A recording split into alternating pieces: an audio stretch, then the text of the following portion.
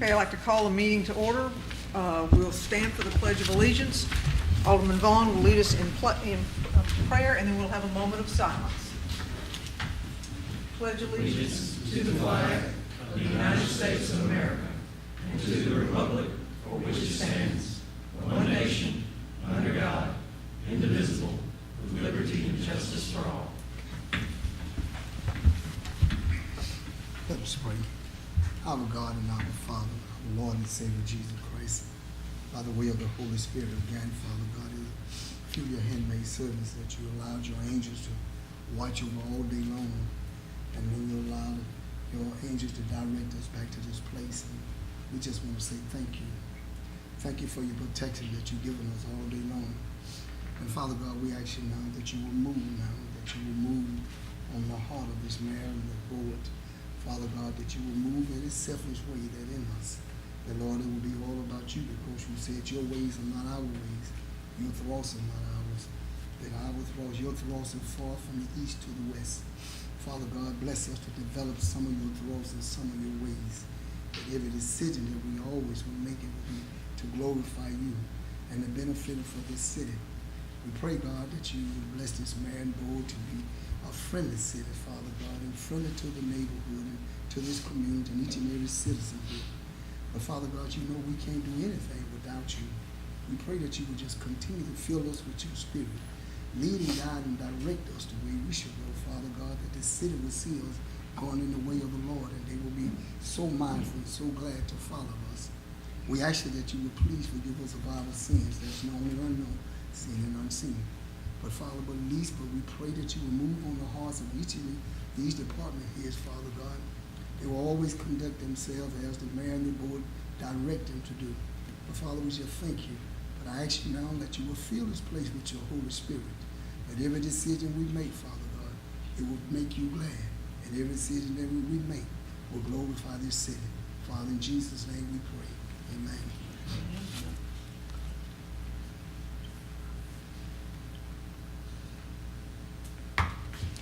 Thank you. Good evening, everyone. I just wanted to let everybody know we are doing our first Facebook streaming session for a recess board meeting, or for a board meeting, and hopefully we'll have some folks who will be tuning in that way. So I'm pretty excited about it. All right, first item on the agenda is approval of the official agenda. We have a consent agenda as well. So, do I have a motion? Mr. Alderman Little? Did you say we had a couple items to remove earlier? Yes, and I was going to do that when we talked about the consent agenda, but I can do that now. We're going to be removing from the consent agenda item, let me make sure I get the right one, item under Mayor's Business, 9, item E, and then under Department Business, 11, item A, which is the aircraft rental and training item. Both those will probably be coming back at the next board meeting, but we needed to clear up some language. I move approval of consent Okay. agenda. Have a second? Second. I'm sorry, Alderman Vaughn, was that your second? Second. All right, thank you. Any discussion? Okay. And I should have asked, did anyone have anything they wanted to add to the consent agenda beyond that? Anything? Okay. All right, and I'm going to, I'm going to read off the items on the consent agenda. At one time, we had talked about looking at the 6-month moratorium. Alderman Little, did you still want to do that? We'd call for a quick public hearing? Yes. Okay, all right. Well, let me see about, we'll call for a public hearing. Is anyone here who wants to speak on the 6-month moratorium on billboards? We'll have a public hearing on that if there's anyone who wishes to speak about that item. Anyone? Okay, we'll close it as a public hearing. Do you wish to add that to the consent agenda, Yes. Alderman Little? Okay. We will add item 8A to the consent agenda. All right, with the approval of the board, I will read off the consent agenda items at this time. We have consideration of the minutes of the June 6, 2017 meeting of the Mayor and Board of Aldermen of the City of Starkville, Mississippi, incorporating any and all changes recommended by the City Attorney. We have consideration of enacting consideration of enacting a 6-month moratorium on billboards in the City of Starkville. Approval and authorization for the mayor to sign the First Amendment to the parking garage use and operation agreement. Consideration for 19 youth and 4 coordinators to attend Mississippi Municipal League 2017 Youth Track July 24 and 25, 2017, with funds to be taken from the Mayor's Youth Council budget at a cost of approximately $2,500. Consideration of the invoice numbers 12993 and 12988 from Springer Engineering for payment under Mississippi Code Section 25147. Discussion and consideration of the Cotton Mill Marketplace Project, TIF, third amended and restated development and reimbursement agreement. Consideration of approval to reappoint Hamp Beatty to the Historic Preservation Commission for a term of 3 years running July the 18th, 2017 through July 18th, 2020. Consideration of a recommendation from the city engineer on a sidewalk plan utilizing the remaining ADA funds in the fiscal year 16-17 budget, approval of the prioritized sidewalk improvement plan, and authorization for the mayor to execute a contract with contractor providing the lowest quote for each individual project. And included in that is an ADA ramp at the intersection of Washington and Lampkin that was not originally on that plan, but that is something that's going to be included in that particular sidewalk improvement plan. Request approval of the City of Starkville claims docket for all departments, including Starkville Utilities Department as of July the 12th, 2017 for fiscal year ending 9/30/17, acknowledging that the city clerk has attested and certified on the cover of the claims docket that all claims on the docket are true, accurate, lawful, and proper to the best of her knowledge for payment pursuant to her duties under Mississippi Code Sections 2139.5, 2139.7, 2139.17, and 2115.21. We're accepting the June 2017 financial statements. Request authorization for the city clerk office to advertise for source of supply for the street and sanitation departments for the period of October 1, 2017 through September 30th, 2018.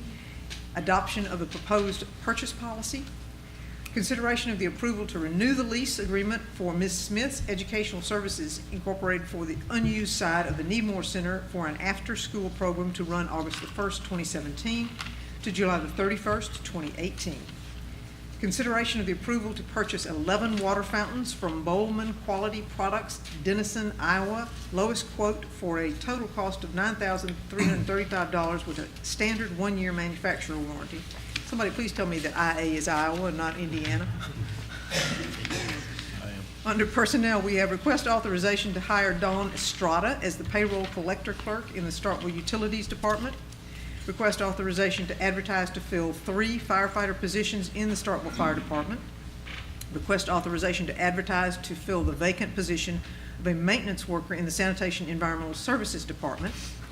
And request authorization to apply for a grant with the Bulletproof Vest Partnership to purchase 30 patrol vests to replace expired vests for officers with the City of Starkville responsible for a 50% match estimated to be $9,750. That concludes all the items designated for consent.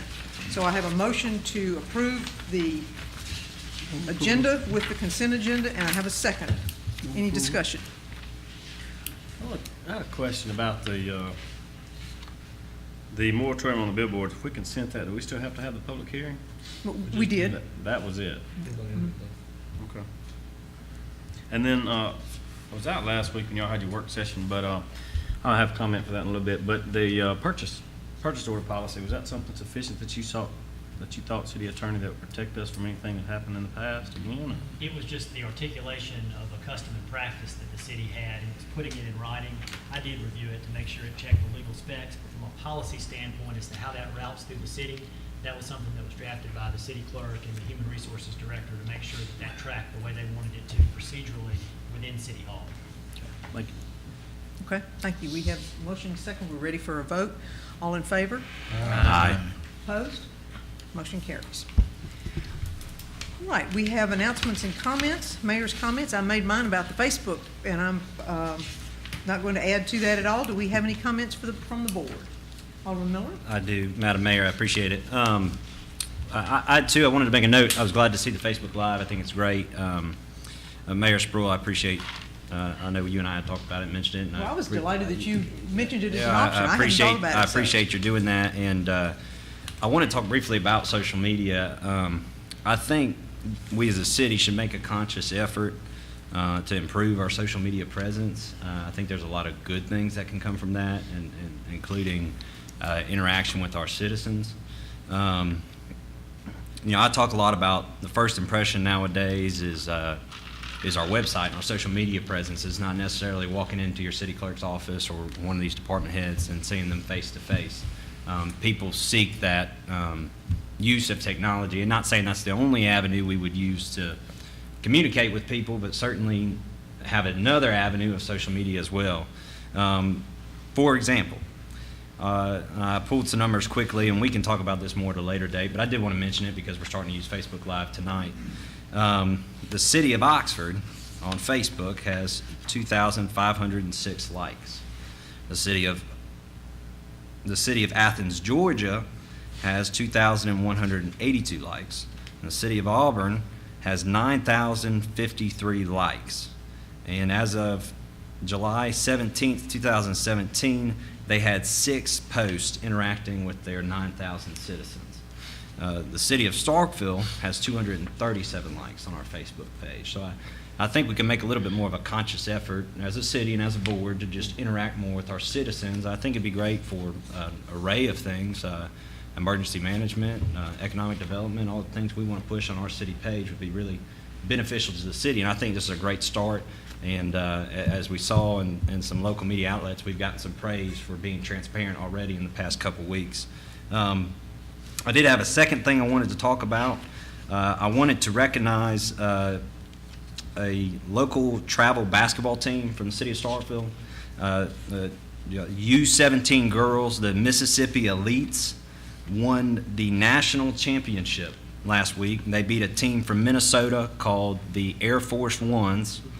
And that was in Las Vegas Super Showcase. And it's a group of girls. I think every girl but one are from Starkville High School, which I think is pretty phenomenal and pretty cool. We have, and I wanted to recognize too, they're coached by John Outlaw and supported by the Outlaw family, and I think they do a lot of great work in our community. I'm very appreciative of them. Congratulations to Coach John Outlaw. And we do have one player here by the name of Carly Evans. She's on that team. She was also on the Starkville High School team that was runner-up this year. Carly, could you stand up, please? All right, Congratulations.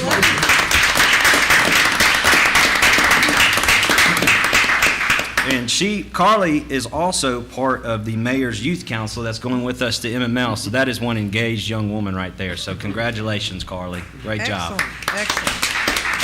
And I did want to say to our department heads, or if you've got children or friends of your children or the school board, let me know moving forward if there's a young person in our community that's had a big accomplishment.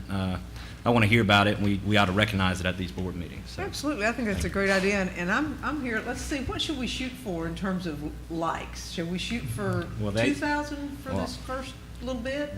Let's get to 2,000. That sounds like a good goal, Mayor. All right. Anyone else? Anyone else with comments? I was going to ask you about, as y'all know, we had a funeral and missed Friday. But as far as work session, was it something that y'all think will continue? That I know that's the plan, but what would be the time frame that would probably work best for everybody? And then I guess kind of just get some highlights of what y'all saw coming out of that meeting as far as saving time in here, or what was said and done. Okay, well, I'm biased, obviously, but I think it worked very nicely. I liked our ability to dialogue back and forth in a way that we don't necessarily do as we're talking more at one another when we're up here at the board table. So it was a more informal setting, and I thought we had some good presentation, and it was Facebook streamed. So I think it was certainly a good first opportunity, and we're going to remain flexible, but I would much rather you hear it from your fellow board members because I came into it being biased. And I was going to ask a question. How does that tie in? Vice Mayor Perkins may want to correct me. What is our deadlines? I would maybe want to see that backed up to possibly a Wednesday or a Thursday where we have enough time. If we've got to resubmit something, do you think that that's enough? That's adequate time on a Friday to Tuesday, or do you think that's fine to leave it the way it is? May I be recognized, Honorable Mayor? Well, in response to the gentleman from Warren's question, from a historical perspective, the work session that was held this past Friday was the first time we have ever had a work session since I have been a member of the board since July 6th of 1993. I would say that the work session was very good. It was a very worthwhile session. I liked the time. I think a Friday session, gentlemen, would give the board, the governing body, sufficient time to prepare for the meeting for the following Tuesday.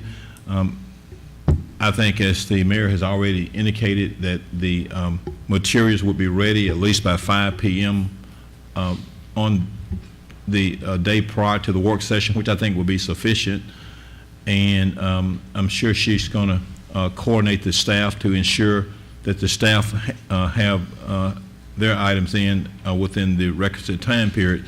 So I think, answer your question, I think the Friday 11 o'clock is a good time. You know, it's just a time period that we all have to sacrifice, and certainly, you know, as a practicing attorney, I find that whatever time that the majority can be here, because it's very valuable. This is the first time we did it, and so I think the goal is, and I want to speak for Ms. Spruill and the board, is to ensure that we have an opportunity to, as what the term says, work the board through the items, and when we get here at the officially scheduled meeting, it's certainly, the goal is to have a very short meeting, which I think is the ultimate goal, and that is and should be achievable, because the work session allows all of us the opportunity to discuss in a public setting all of the items on the agenda, and I think we all effectively did that. So we're off to a great start.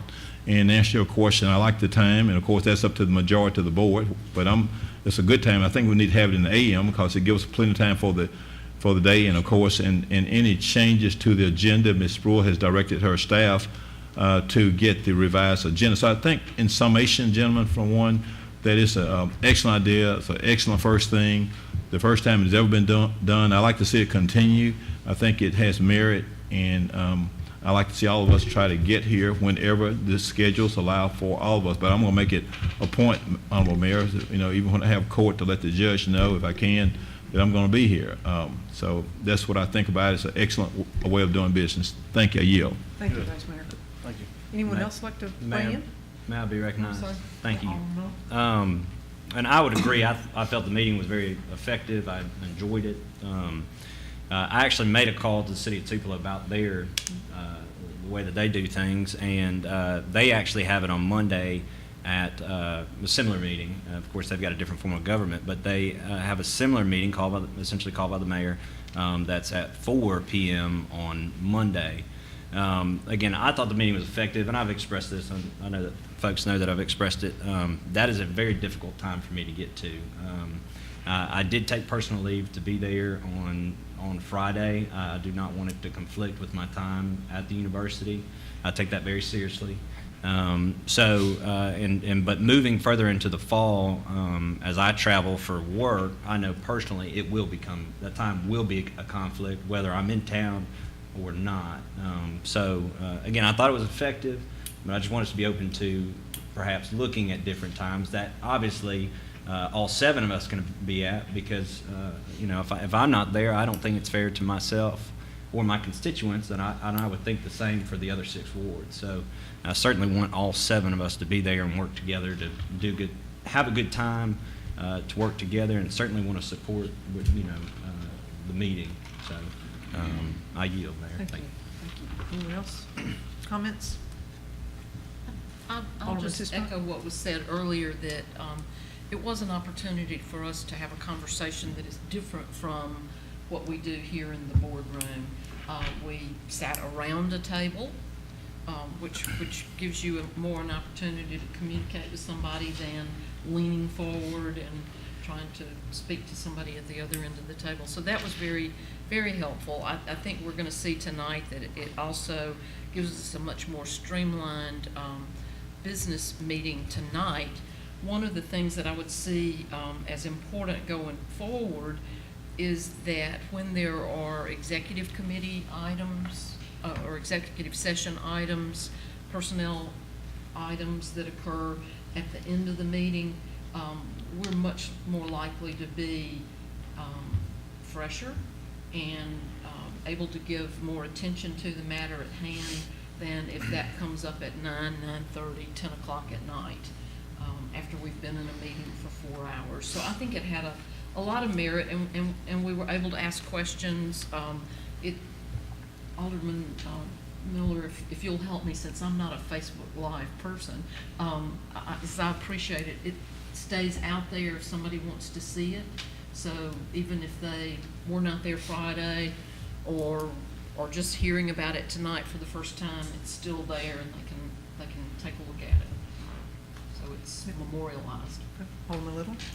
I really liked it, being the first one. I know it was an abbreviated agenda somewhat compared to what we've had in the past, and very relaxed atmosphere. Everyone sitting around the table, and I don't know that we're ever going to have a perfect time for all 7 of us, and we're just going to have to work around that, and hopefully we can do that. But most everyone takes a lunch break, and maybe, we get in there and get it done during lunchtime, and stay as long as anyone can. And I understand duty calls, you have to get back to your regular job. So I hope we can continue this going forward.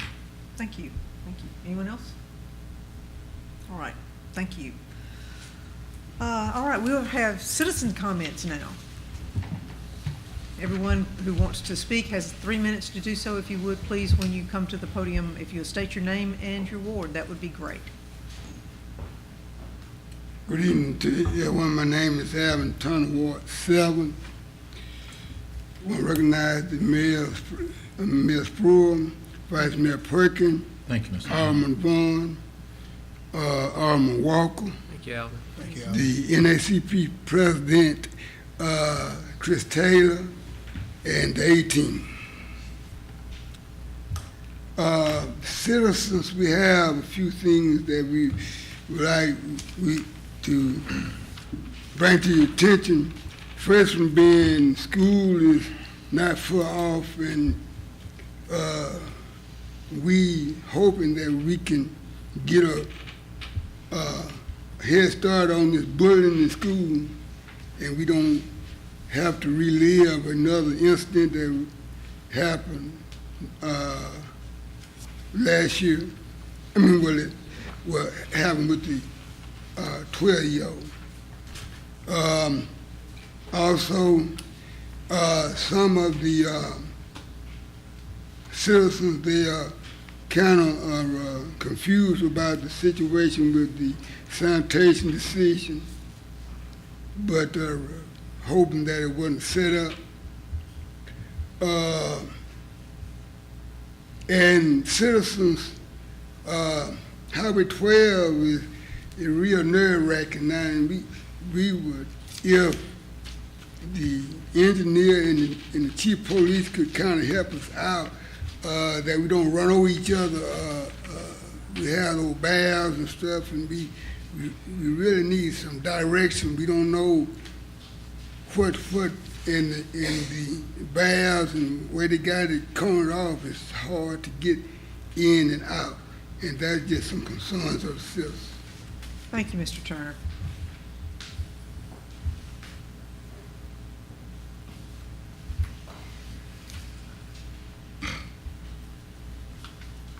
Chris Taylor, Ward 7.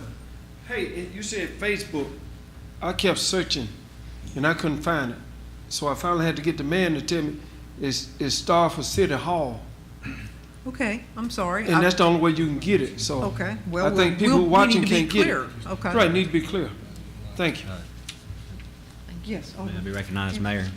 Well, I appreciate that comment, and I think part of the problem might be, too, changing the name of some of our social media accounts so they're a little bit easier to search. And, of course, when it might be best that we assign, and right now I know it's been Mr. Joel Clements from IT, but changing the name of it and doing a better job of getting like the link out there too from various accounts, and I know most of us have social media and getting that link out as well. So we'll try and be better about that moving forward.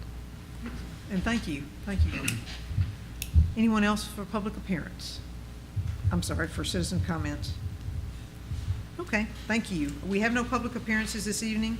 We've had our public hearing.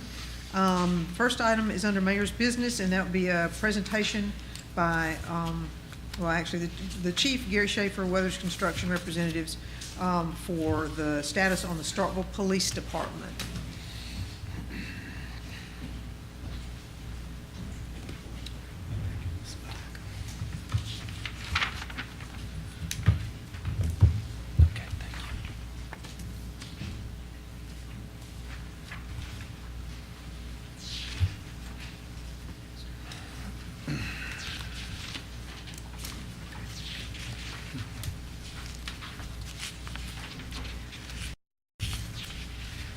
And I can say while Corporal Lovelady's handing that out, that I did the tour, and it is beautiful. In fact, we're all going to move to the police station, and y'all can have City Hall. It is a beautiful building with some really wonderful architectural details in it that, they're like those wooden floors that were original. That's just stunning. They're beautiful, so. Ms. Brooke, can I make a preliminary comment? Yes, certainly, Vice Mayor. Just one preliminary comment, just to follow up on what you said. I'm going to make this one comment. I'll get the floor later. Thank you for those comments. I don't want to get too excited until we address that water issue, $5.4 million. So did you bring the contractors back there with you? Yes. Okay, no need of them sitting back there. They are our guests, so bring them on up to the table. Thank you, Vice Mayor. You're welcome. Thank you. I was just going to start with a quick review of where the project is currently. So you all have seen the outside of the building as you drive by, and so we're particularly proud of how the building has maintained its original character, and now, of course, that flagpole is perfectly on center with the front door. So when the public comes into the building, this will be the first space that you all will see, and the records office and operators are the first three windows, and the front door will never be locked, so the public will always be able to get into the police building and feel safe. And so there's a public area that is to the west of this. Well, I should point out, we had the original drawings, so we were able to duplicate the original doors that were in the building. So when you see those wooden doors with the little portholes, those were off of the original design and details that the architect did. This is the public meeting room now. It will be able to seat 50 people in this type of a seating situation. It has a flat screen TV, and the blinds can be adjusted, but it has a beautiful view from windows on all three sides. When you get into the secure area of the building, with the crossroads, as I call it, the two public places where all the officers will be every day, the seal of the department is embedded in the floor and is a dominant feature when you walk in there. The original stage is preserved with the original shuffleboard court. I don't know that we will be having any tournaments in there, but this is particularly important for archives and history when they walk through the building. They ask us to be sure to preserve everything that we could. So you can see the original proscenium arch is up there. The three lights that are hanging are the original stage lights, the house lights that were there, and this will now be roll call. So twice a day, the officers will meet in here and get their assignments and head out to work. We were able to recycle some of the wood from around the stage when we put the new stairs in, and this will, as the post office boxes, mailboxes for all of the officers with the original wood. This is the evidence area when an officer comes in and they have evidence to be cataloged and delivered. It will be put in these lockers, and then only from the inside can those lockers be accessed by the evidence officer. This is one of the three break rooms that are spread out in the building. This is the break room for records and operators. And Ms. Burl, this was Makita's office, is that right? Makita, yes. Mm-hmm. So when you went in that side door on the east end, this is the space in there now. Those doors, of course, were reestablished with the original doors, so you see those from the inside, but to get your bearings on the building. When you go up the stairs, we have two new sets of stairs.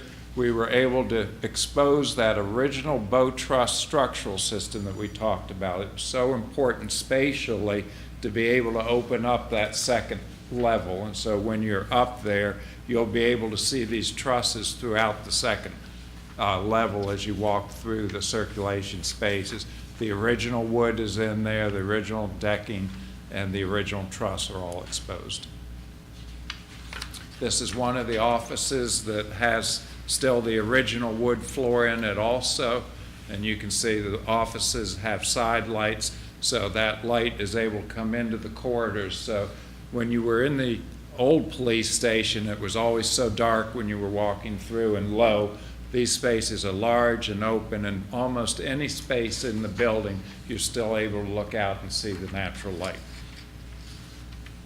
This is the chief's office, and so Bill should recognize it. His chair was right to the left of that column for all those years. That's the original column that was up in the building department.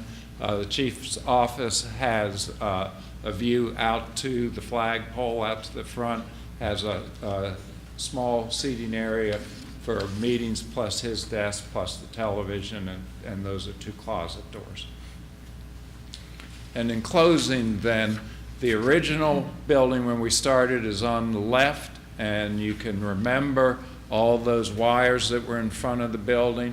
You can remember that lid that was on top of the building, and you can see how much nicer the top detailing of the building. Those 3 bumps that were up there, in fact, were the brackets for the 3 flagpoles that are now reestablished.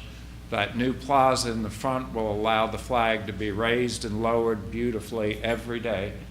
And that plaza now is landscaped, and the original aspects of the building are there. That seal's been repainted. And so we're very excited about the quality of the building and close to getting finished. And Sally is going to discuss the question about the water. Hello, I'm Sally Zahner with Schaefer's Honor. Just as a refresher, I'm going to go back to the beginning of the project just so we can remember how we got to this place with regard to the water. During the design phase, when the police and City Hall were still occupying the building, the staff in the building relayed to our office that during rain events, water was coming in the building through that old back door on the northeast corner. If you remember, that back hallway went up to the storage that was on the stage, and then down into that old basement, the firing range. And so water was coming in under the door. They also told us that water was coming in the window in the old shooting range, which was below grade. And a lot of people probably didn't even know the window was there because up on the parking lot level, there was a loose concrete cap sitting on top of that hole. So to address the issue, our office and our engineers included in the bid documents corrections to the exterior drainage on the east side, including new trench drains into new storm drainage lines, and we filled the window below grade. During construction, obviously that part of the wall was opened up for some time because we created new entries into the building on the east side, and we had to dig down and put all that new storm drainage in. And we put a new door into that, the fire stair there on the northeast corner. Once the building was closed in and in the dry, the contractor observed water under pressure bubbling up through a hairline crack in the slab in that corner of the building. Right below where the old window was and inside that basement level. Suspecting a broken pipe under the slab because of the pressure of the water they observed, they put an opening in the slab and they probed the dirt below, expecting to find a broken pipe. But there was no pipe there, and more water was coming in because it was under pressure. They typically observed water coming in the opening delayed after a rain event. So it wasn't happening as the rain was hitting the ground outside. It was delayed sometime, and that time varied depending on the amount of rain. Toby Atkins, the site superintendent for Weathers Construction, stayed on site after such a rain event to observe the water. He used a shop vac and removed approximately 20 to 25 gallons of the water as it was coming in the opening in the slab. After the water stopped entering at that location, he looked throughout the entire basement and didn't observe any other water entering the space. The existing floor drain in the center of that basement space, which is original to the building, has been inspected via camera, and the original line, which was clay pipe, has collapsed approximately 10 feet away from the drain. As the floor is sloped to the drain, all of the water that's coming into the space is moving to that area, which is what we've seen in pictures, and it stays kind of in that low spot until it drains away or evaporates. Our office's recommendation is to install a sump pump in this area. We would put the sump pump in a recessed pit with a plate covering it, so the floor would be flush and the floor would stay dry. Any water that enters that pit, there's a sensor on the pump, and the pump would cut on and it would take the water out. The water would be pumped out of the building and into the new drain lines, into the new stormwater drain lines that we've added as part of the project. This will actually be the second sump pump in the building. There's one sump pump already in the bottom of the elevator pit, which is required by code. So we suspect that this would be maintenance yearly when that one is inspected as part of your elevator inspection. Sump pumps are typically used to keep water out of buildings below grade. This is a fairly common way to solve this problem. For example, MSU has over 100 elevators on campus, and all new elevators and all elevators that are renovated are required to have a sump pump to keep water out of their equipment. We understand that City Hall has a sump pump in the bottom of its elevator, and that the county's building also has a sump pump. So we know that this is a common way to deal with this type of issue in our practice. And I'm open for any questions if you have any. Thank you. So what you're saying is that the basement would never get wet? It's just because the sump pump that goes in there is going to take it away from the building before it has a chance to rise up into the basement? Yes, ma'am. The water would trigger the pump, and the pump would be set below the floor, so the floor would never get wet. It would stay in the dry. And the sump pump that we're proposing to be installed is 110 gallons per minute. Mr. Atkins observed about 20 to 25 gallons during one entire rain event, so we assume that it would take a major rain event for this pump to run for any length of time. It would only take a few seconds to pump out any water from a typical rain event. Okay. All right. Thank you. Okay, Alderman Little? I walked through last Thursday, and the building really looks good, Chief. I'm proud of it. I know you are. I did walk down to that basement area, and I saw the little landing at the bottom of the stairs, and I saw where the sheetrock, and it was already kind of mildewed and kind of musty smelling, and where it had wicked up. In the event the sump were to malfunction, or something happened to it during a rain event, is there some other kind of material that we could go back with at that base to where we wouldn't have that issue as far as the sheetrock getting wet? Yes. And acting like a sponge, and then the smell and everything that goes along with it? Although we really feel that this would keep any water from hitting the floor, much less above that area, we could certainly go with a paperless gypsum product or some other type of material on those walls. Okay, thank you. Okay. Thank you. Anyone else? Vice Mayor? I want to talk to the head man. Okay, all right. We've got several. Which one? Whichever one makes the final decision. Okay. On the, Whichever one makes the final decision. okay. Mr. Weathers? Oh, okay, let's go with, let's go with the contract. Whoever's the CEO, whichever one y'all That makes would be the, us making the final decision. as to the contractor. Yes, I don't no, know if I'm I'm sorry. the right contract. one, but I will talk. Yes, sir. No problem. And your name is? Gary Weathers, Weathers Construction. Mr. Weathers, we certainly appreciate your being present in our city to do the work for this major $5.4 million project. Let me say, just as a very preface to the 5 points that I want to make with you, is that we received a credible report prior to the scheduled dedication service for the new police station on that Friday, June 30, 2017, which was the final working day of this last term of the Mayor and Board of Alderman. And the report that I received was, which was very credible, that water was in the basement of the building. And that was very, very troubling and disturbing to me. I've been at this table with this discussion when it began. The city of Starkville is certainly not going to pay $5.4 million for water on the floor. The scope of the work with regard to the contract includes the, quote, entire interior demolition and renovation, exterior restoration, site work including new structural mechanical, electrical, plumbing, and fire protection. What that scope of work means is that regardless of water being there 20 years ago, 10 years ago, 5 years ago, we, the city of Starkville, have entered into a contract for the scope of the work to include the entire interior demolition renovation. And I'm very passionate about this, but no disrespect here. We want it gotten right. The gentleman from number 3, Alderman Little, asked what could be put there in the basement to alleviate the smell. You know, we want it right. I mean, we have waited 20 plus years to get to this point, and the taxpayers should fire all of us if we accept a building that has water on the floor. I don't care if water was there when the building was started. That's the purpose of the contract.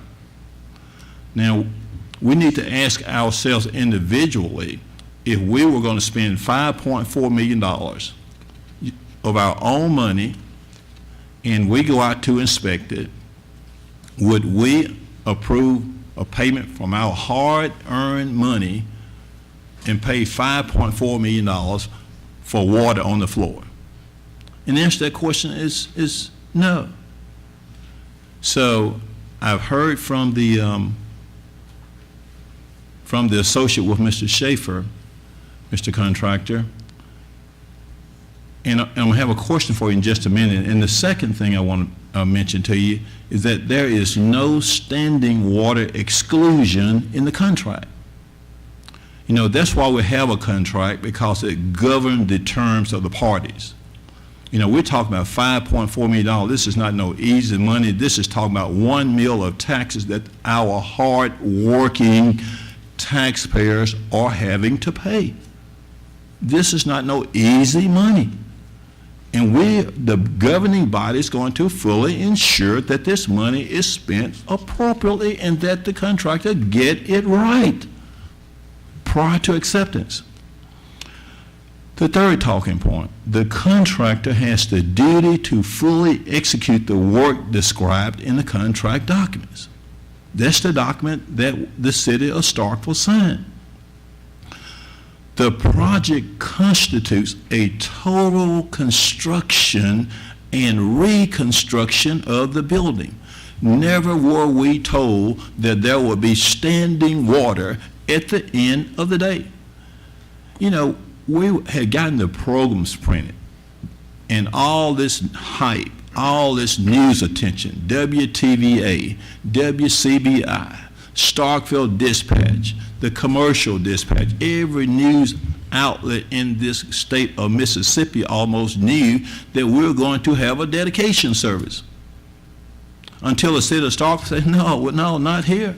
Not on our watch. We're not fixing to dedicate anything with water running all over our $5.4 million building. You know, and we appreciate the contractor. We want to thank you for what you do, but in the city of Starkville, we have to account for every penny of our money that we spend. We are very conservative taxpayers over here in this great city of Starkville, Mississippi, and we are not going to approve any money unless it is done right. And finally, the work reasonably inferred from the contract document as being necessary to produce the indicated results fall under the scope of the work. Now, that's the fifth point. So with all that being said, Mr. Contractor, now this staff member from Mr. Schaefer's office mentioned a sump pump. Now, this is outside of my vocabulary. I'm a lawyer. I don't know nothing about no sump pump. I know about summary judgment, all those technical and high legal terms, but I don't know anything about a sump pump. So we got some taxpayers that I represent and others represent. We need to put this down on the record. We got cameras rolling and everything going here. We need to make sure before we get you all out of here today that we understand what a sump pump is. Now, what I want you to elaborate on, just stay specific to the answer. What is a sump pump? Will the sump pump eliminate water on the floor? Will this water going to be in a crawl space? What's the likelihood of this water coming up on the floor? in that this is your construction project, or are you going to give us some type of express warranty on the work when you leave here? If it rain again in August, September, October, November, December, if they have some massive rain, are you going to come back and fix it? Or are you going to give us some express warranties? Or are you going to warrant the work? I mean, we need to know all these things while you're here. That's why we gave you the invitation. And again, we appreciate you, but this is just a business matter. No non-business matter about this conversation. But I want you to just explain about this sump pump. I mean, does that eliminate the water? I mean, tell us exactly procedurally how that's going to work. And if the sump pump is put in place, will we see the water on the floor anywhere at any time? I mean, in other words, with this sump pump, does this pump function in a manner that we don't even know is there? It does not exist? Because I'm not in favor of approving this project just to say we're done with it and water going to come on the floor. And then what if you say it's not going to come on the floor? Are you going to come back and fix this at no cost to the taxpayers? What type of guarantee you going to give? What type of warranty you going to give on the work? We need to know that. What type of labor warranty you're going to give? I mean, for what term of a period of time you're going to warrant the labor? What period of time you're going to warrant the materials? So we want to know, and we need something in writing on this. And we also need something in writing to say that in case of that one of the parties breached the agreement, that the non-breaching party will pay reasonable attorney fees and costs. We want to have some strong language, in my opinion, to cover this. So would you please answer those questions for me, Mr. Weathers? I'll do my best. Yes, sir. Okay, on behalf of Weathers Construction and myself, I want to thank everybody for allowing us the opportunity to do this job. I think it's a great opportunity for us. I think we took a building that was really not very usable and we turned it around, and this thing is absolutely awesome. It's got great space. You're going to be able to use it to its best potential per square foot. To answer your question, we received today a drawing from Corbett and Legg through the architectural firm on what they instructed us to do. My job is to do what the drawings say and what the architect shows us to do by drawings. As Mr. Schaefer said in the newspaper article, that was not part of the drawings. It was not part of the scope of work. It was not addressed. It was not in our bid. To answer your question, this is a 16-inch by 16-inch by 24-inch hole in the ground with concrete walls with a gravel bottom with an automatic float. Probably put 500 of them in. Probably never had a problem with one that I remember. They run for years and years. They'll be below the floor. You won't know it's there. There is not a guarantee 100% that you won't have water problems again. This is not a fix-all. This is not a warranty. I'm only doing what I was told to do. Let me just say one other thing, Mr. Weathers. Thanks for the explanation. The contract, and I'm very certain about this, the contract included a scope of work that included, quote, the entire interior demolition and renovation. So we're certain, and I'm certain as the vice mayor and alderman of this board, of this city, that the contract certainly included language that required any and everything to be done, because that's the exact terms of the contract, quote, entire interior demolition and renovation. So, but we differ on that, but at the same time, we need some assurances, and here we get at the end of the project, and we're talking about some water on the floor, and at the beginning of the project, we give complete representations that the building gonna be gutted and everything will be done properly. And of course, Mr. Schaefer's not the contractor. I mean, I don't go by what I see in the newspaper, but what I go by as an attorney is the contract document, and that's what the judge needs to look at. But but whatever this board is willing to do, now let's say we put this sump pump in there. Let's say we make a motion tonight, and the motion passes with the sump pump at no cost to the city. Would you warrant that work for a period of time? 12 months. 12 months on material? Yes. And 12 months on labor. So if the board authorized the city attorney to to draft up a document, and that's which you volunteer willingly and freely sign, a warranty agreement that allows for a 12 months warranty on the labor and 12 months on the materials. Yes. Now, in their defense, like Miss Sally said, you know, when you go in and you alter the back of that building and you close up windows and you close up doors and you dig that back down and you put all that stuff in there, you know, it's an unforeseen incident that's happened in relation to the construction of this project. And I think Mr. Kemp has eliminated it being fresh water from the water system. I think it's not sewer. And according to Toby, I think it's probably going to be stormwater drain lines that are collapsed in the alley. So that's the reason you're getting the water after a major rain event. Now, that could be one time a year. It could be 3 times a year. But it's not every day, every month, every week. It's an occasional situation. And let me say, while I have you here, we covered the water. What other matter, if any, are you aware of this? Is there any other deficiency that we have, to your knowledge? Any other deficiency? I'm just asking a general question. No. Have y'all finally paved that east side of that parking lot over there on the east side of that building? Yes. Y'all have paved on the east, on those, I think about 5 parking spaces over there? Yes. Okay. Mayor, why you, I'm going to yield. I need to confer with the city attorney for a minute. While you go ahead and step out for a Yes, minute. sir. And I'm going to ask a question too. The sump pump, does it have a warranty? Is it a 12-month warranty on a sump pump? Yes, ma'am. That sounds good. Is there any way to know if it ceases to function, or, I mean, it's not got an alarm on it or anything, does it? No. Okay, all right, so we're going to just hope that there's no water that comes in and check it annually and, Right. you know, it does what it's supposed to do. You've not been called back on other occasions with all the ones you've installed? They're pretty foolproof. Okay. They have a float on them, and Yeah. as the water builds up, the float comes on. It's just a ball, and as soon as the water goes back down, it cuts itself off. Okay. And we expect that 25 gallons that they got out to go very quickly with a 110-gallon sump pump moving water? Okay. Anyway, I'm sorry, I got Alderman Little? a quick question while we're talking about the sump pump.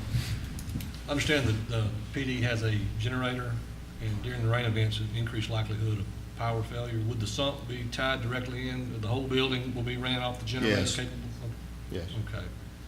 I figure that's the time you Not, don't not need. the whole building, that there are specific. Okay, so not the When, entire. when you walked through, you saw some red cover plates on electrical. Those are all on the generator, and the chief has specifically identified what he needs on the generator, and the sump pump will be on the generator. That's where I was heading with it. Yes. Right. That would be the time you'd need it most. When the power Corbett goes Legg, I off, right? think, designated the panel that is related to the generator. Thank So you. yes, it would. Thank you, Mr. Weathers. Anyone else have any questions? I'm sorry, Alderman Walker.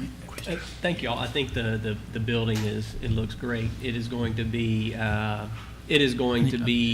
truly something that the PD deserves and that the citizens of Starkville deserve, and I have no doubt that this issue is going to get resolved and we're going to be good to go.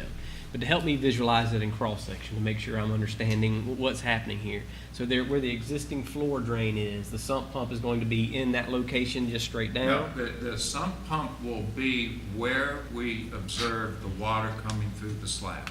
So Okay. it will be over in that stairwell where the water's coming up. And because it's under that entire basement slab, which is 4,000 square feet, I believe, we don't know exactly where that water charge is coming from, but where the crack was is where the water came up, obviously. We cut the hole there to confirm that it wasn't a pipe. We're going to dig the sump there and put the pump exactly where we observed the water coming into the hole. So and it appears to be coming from the east. It just comes from one side into the hole. So we do not know how or why the water is there, but we believe that this will get that water out. And again, Vice Mayor Perkins, that it is below the concrete slab, so you will never see it. So when that water builds up pressure under that slab, it will gravitate to this hole that we have filled with rock. And when it gets in there, the pump kicks on and pushes water. So the water's moving below the slab? Yes. The water's moving below the slab to get to what y'all created a low point, basically where the sump is going to be located. And how high is the floor above that? So this is in the crawl space, correct? No, this is in base. On the landing, in the basement. stairway? In the stairway. When you walk down the stairs, there will be a metal plate flush with the concrete. And when you open that plate, you will look down and that's where the pump will be, below there. And it ties into the drainage, the new drainage system on the east side of the building? Correct. Thank you. Mayor, Yes, go ahead. Alderman?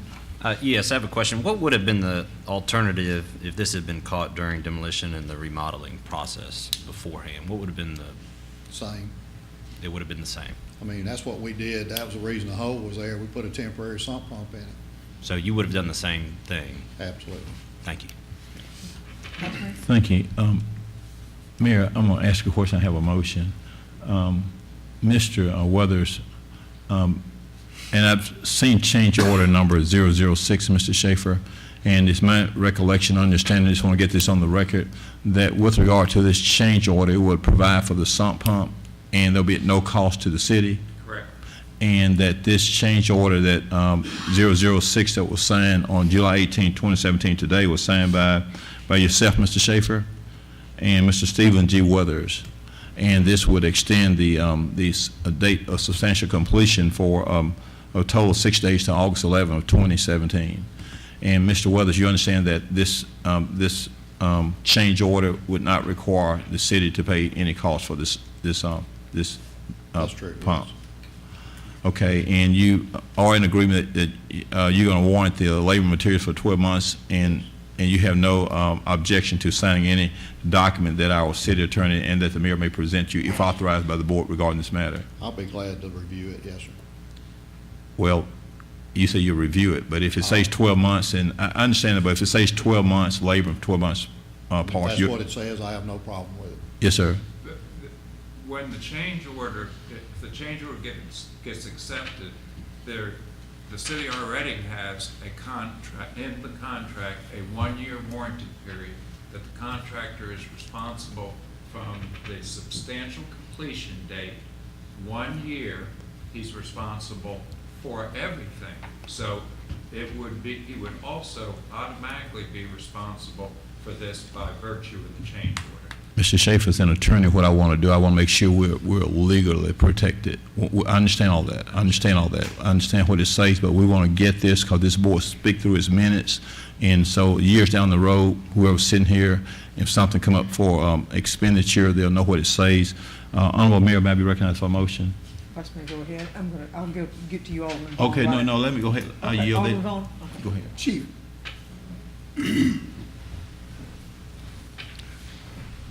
what are your thoughts on this? As far as, Sump The sump pump pump? and all that?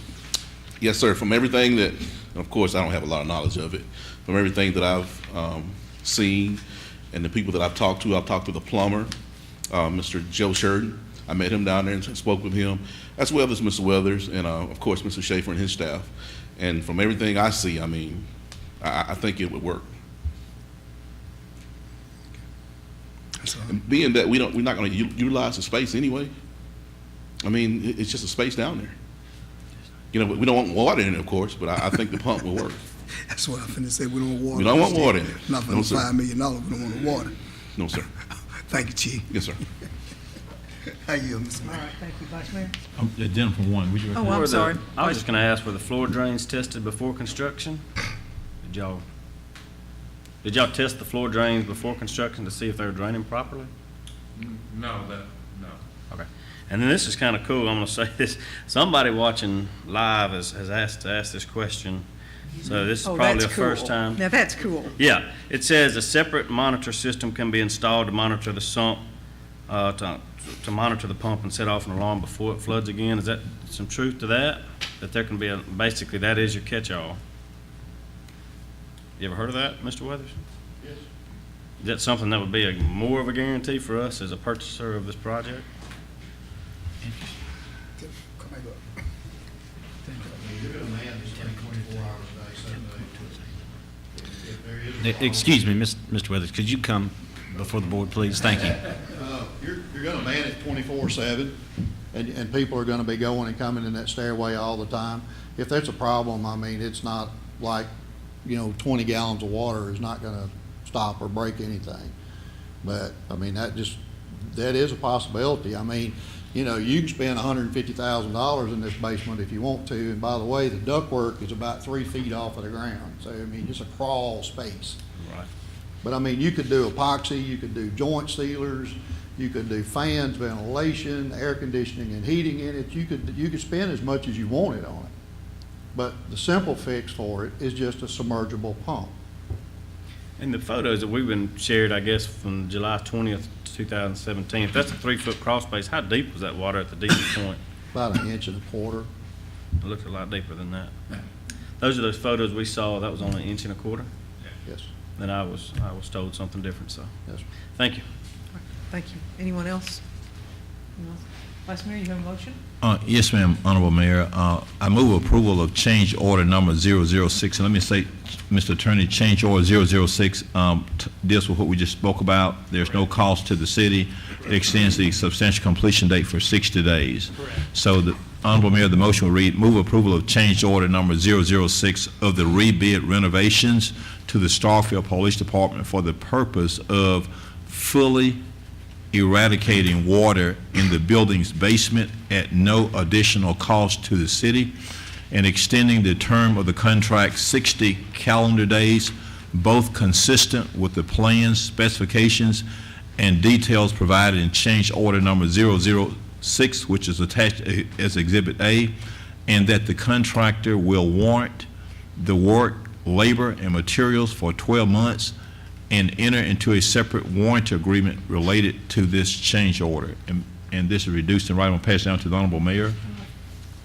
Thank you, Vice Mayor. Yes, ma'am. All right, we have this motion which has been reduced to writing, and I will not read it unless someone has a desire to again, and we'll need a second. I'd second that motion, Mayor.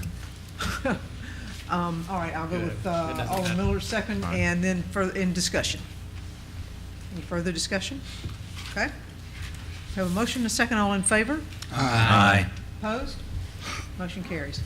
Thank you so much, gentlemen. We appreciate it. Thank you, gentlemen. And it is a beautiful structure, and we'll look forward to getting it opened in a grand way. We want to get some awards. And I have every belief that you will. All right. Thank you so much.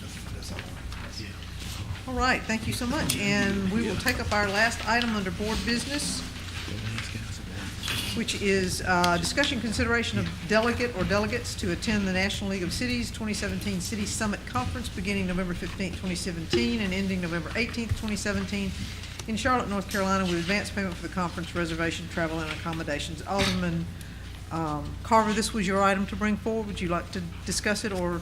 No, ma'am. Okay. Do we have any discussion from the board? Do we have a? Is there someone Alderman wanting Little? to, are you wanting to attend, or? Yes, sir. Okay. All right, do we have a motion? I think Alderman Sister. I had some discussion. Well, I was gonna go with discussion after I got a Okay. motion in a second, Okay. so let me get a motion. You have a motion? Second, if you gonna attend them, Okay, I have a motion from Alderman Carver and second from Second. Alderman Vaughn. All right, discussion. Alderman Sistrunk. This is the first major bit of travel that's come before this board, and it gives us an opportunity to talk about what our expectation is for travel, particularly for travel that's more expensive than some of the day-to-day in-state conferences and continuing education that occurs. I think what is important, because over the last several years, our travel expenditures have crept up, and I don't know that there was always value added to the city, or that it was communicated. There is value in travel, but I'm not sure that it was always communicated well to the city. that, that this expenditure benefited the city in some way. So I'd like for us to be sure that we understand the business purpose of the travel and how we can measure that benefit, whether it's a presentation when you come back at one of our work sessions, if it were somebody who were going to a grant writing symposium, I would like to think that they would come back with some idea about how to write a grant. But I don't know that much about the agenda at this particular conference. So can you explain a little bit more about the business purpose of the travel? Alderman Carver? Oh, go ahead. No, I'm just recognizing you, that's all. That's where a work session is. Yes. As with all travel, I think other than Vice Mayor Perkins, most of us regularly attend some type of training. I would credit some things such as being on the hometown committee with the state of Mississippi and getting a healthy hometown grant was one thing that we've done. I know all of us periodically have gone on some sort of travel. Typically, and I think Vice Mayor Perkins may correct me, but all the way back into Alderman Corey, I believe we had that discussion, it's been about 8 years ago. What we started doing was you come back doing some type of presentation of what you do and how you represent our city, and that's okay with me to do this. And then also, if anybody goes down to the conference in next week, I think it'd be fine for somebody to come back as a group and tell what's going on with the city, how we're representing the city, and things that have gone on conferences. The grant writing, a class that we've attended, something we can bring back in some kind of fruit. Having gone to this before, it was one that met people from all over the country. It was the first time that President Obama had spoken at the NLC since any president, since I think Clinton. That was kind of a big deal. I take that as something for the rest of my life I have. I met a lot of people from all over the country, met people, oftentimes in discussions in here, we hear of different cities all over the country that we want to be like, Charleston, Savannah. Met people from those cities. As y'all know, networking at the MML conference is one of the things you can just take more. I think once you get out of the box in Mississippi, you can take more from conversations in 2 hours meeting people from other states. And he's mentioned other cities and other states tonight and how we can incorporate social media ideas. I don't know that you can really quantify something. Now, if you want to get into travel with discussions as far as the board and our department heads, that's something that I would agree to, that the last board probably had more travel than I read some of your tweets on it, and that's something I don't know if you can quantify when our department head goes and has continuing education hours, but I'd be more than happy to bring something back before the board. So. Okay, thank you. And Alderman Sister? may I? And I'm going to vote no anyway, but I do think it's a bigger conversation, and I think it's something that we as board need to be mindful of amongst ourselves. For one reason is that we set an example for our department heads and our staff, and I would never ask our department heads or our staff to do something that I personally was unwilling to do. And we are going to be asking, I think, as we develop our budget, for our department heads and staff to be very, very mindful of what they budget for travel and the purpose of that travel and the importance of it to the city. We have a lot of needs. And we can only spend these dollars once. So. And I'm not sure as far as this board, because I know, and y'all know that the last board took the tone of actually encouraging some of our department heads. Mr. Peters was one that we encouraged him to go to national conference. I think all of our department heads some were encouraged to travel and get more training. And I know I'm not going to say more names, but people are working on continuing education. So if the tone of the board's changed from term to term, that's certainly fine. But it's different than what we were, last time. And I think anybody that travels needs to bring something back and something that they've worked on and something that they've brought to fruition at the conference. Thank you, Alderman Carver. Anyone else? Discussion? Anyone else? Okay, we have a motion and a second. All in favor? Aye. Opposed? Nay. Nay. Okay, we have 2 nays. All right, motion carries. And that concludes, I'm sorry, Alderman Walker? I'm sorry, I failed to say this during board comments, but I would like to say before we get out of here, I'd like to recognize the Parks and Recreation Department for hosting the Dizzy Dean tournament over the weekend, and say again, just like the basketball AAU team, we had Starkville was represented very well. represented very well in baseball throughout this all-star season. With this over the weekend hosted tournaments here, we had 10-year-old all-stars and the 12-year all-stars won the state championship in baseball. And I think that's a great sign not only for the programs that we have here, but I think it's a great sign of things to come for our Parks Department and how we begin establishing an attitude of winning, not just winning on the ball field, but winning in what our facilities can do to promote and attract those types of tournaments to our facilities. And so I look forward to continuing that and being able to move forward. Again, congratulations to all those teams that represented our city and our youth very well. Thank you, Alderman Carver. And one last, I should have mentioned earlier, Mr. Peters, just again, thank you for the July 4th celebration. Now that a couple of weeks have happened since the celebration, and just to hear all the people that said they enjoyed it, both inside, and there's a lot of people that come to watch it outside the park. And then also, while Mr. Calvin, I know you're here, thank you for all that you do. I know I call you on a daily basis, but you know, you always step up to the plate, and you usually get it done within the day, and I know that's extremely hard, but thank you for all that you do for us. Thank you. Vice Mayor? I'd like to be recognized for the motion to adjourn. I move that we, I need to ahead. make a couple of announcements. Yes, If ma'am. you would please, and then Yes, I ma'am. would Yes, ma'am. love to entertain your motion yes, to adjourn. ma'am. Yes, ma'am. In accordance with the notice as required under Mississippi Code annotated 254113, the board will be having a concurrent meeting with the Octavia County Board of Supervisors on the 27th of July, 2017 at 6 p.m. That meeting will be held in the Chancery Clerk Courtroom on the second floor of the courthouse located at 101 East Main. The public and media are invited to attend.